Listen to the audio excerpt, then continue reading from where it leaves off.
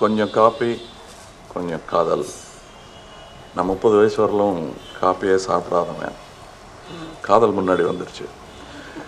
So இப்போ காஃபியும் சாப்பிட்டுட்ருக்கேன். அதனால் ரெண்டும் தெரியும் எனக்கு. அதனால் இது பேசுவதற்கான அருகதை எதுவாக இருக்கிறது சினிமா போக. இங்கே வெங்கி அவர்கள் வித்தியாசமான ஒரு முயற்சியில் இளைஞர்களுடன் செய்திருக்கிறார்கள்.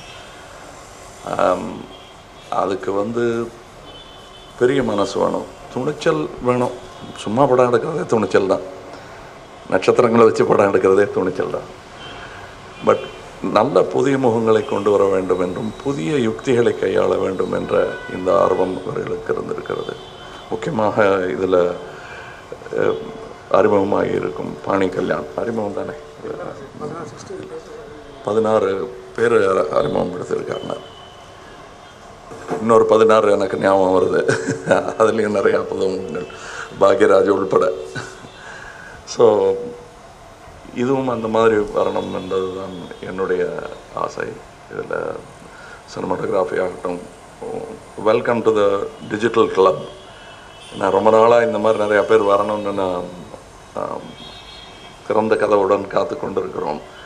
டிஜிட்டல் சினிமா பிரியர்கள் என்ன மாதிரி இருக்கிறவங்க, அதுதான் எதிர்காலம் என்று நான் அறைகூவி 15 வருஷம் ஆயிடுச்சு.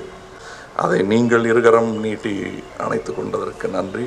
இன்னமும் இதே திசையில் தான் பயணிக்கும், புதியன வந்து கொண்டே இருக்கும். நான் புதுப்பிக்கிற முயற்சி செஞ்சுக்கிட்டே இருக்கிறதுக்கு காரணம் போக விருப்பம் இல்லாமல் இருப்பது தான்.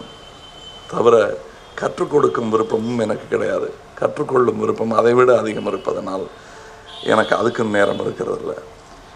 இங்கே இவர்களுக்கு கொஞ்சம் காப்பி கொஞ்சம் காதல் செய்தவர்களுக்கு இந்த படம் நிறைய காப்பிகள் போய் பலருக்கு உங்கள் மேல் நிறைய காதல் வர வேண்டும் என்று வாழ்த்துகிறேன். வெங்கி அவர்களுக்கு என்னுடைய வாழ்த்துக்கள். மிஸ்ஸஸ் வெங்கி சித்ரா அவர்களை எனக்கு தெரியும், அவங்க வேறு இதில் பாட்டு எழுதியிருக்காங்க. ஸோ இதில் யார் மூத்த பாட்டு எழுத்தாளர்னு தெரியல, நானாக இருக்கலாம். ஸோ அதனால் அப்படி பார்த்தா என்னுடைய வாழ்த்துக்கள் அவங்களுக்கு. தயாரிப்பாளருக்கு கணேஸ்வர் திரிபாதி அண்ட் ஆல்சோ வெங்கி, இவருக்கு என்னுடைய வாழ்த்துக்கள். இதில் பங்கு பெற்ற கலைஞர்கள், கதாநாயகன், கதாநாயகி, முக்கியமாக வில்லன்னா கதாநாயகனுக்கு வெயிட்டு குறைஞ்சி போயிடும். ஸோ அப்படி எல்லாரும் ஒருவருக்கு ஒருவர் துணையாக நின்று, தொழில்நுட்ப கலைஞர்கள், கேமராமேன், மியூசிக் டைரக்டர், இந்த நிகழ்ச்சியின் நாயகன் மியூசிக் டைரக்டர் தான்னா கூட எல்லாரும் சேர்ந்து பின்பலமாக நின்றதுனால்தான் இந்த நிகழ்ச்சியே நடைபெறுவதாக நான் நினைக்கிறேன். பாடல் காட்சிகள்லாம் பார்த்தேன், ரொம்ப வித்தியாசமாக இருக்குது. அது படமாக்கி இருக்கும் விதம் கூட வித்தியாசமாக இருக்குது. நான் நினைத்தது போலவே மக்களும் நினைப்பார்களே. ஆனால் more time for coffee, more coffee. Thank you.